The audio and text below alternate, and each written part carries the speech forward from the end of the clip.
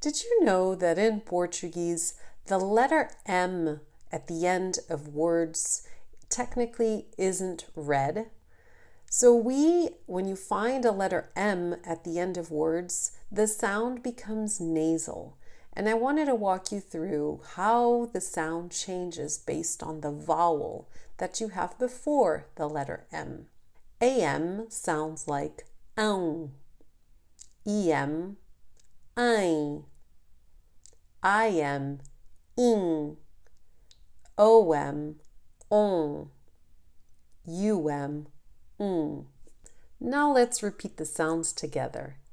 Ão, ein, in, on, Leave me a comment below if you struggle with any of these sounds.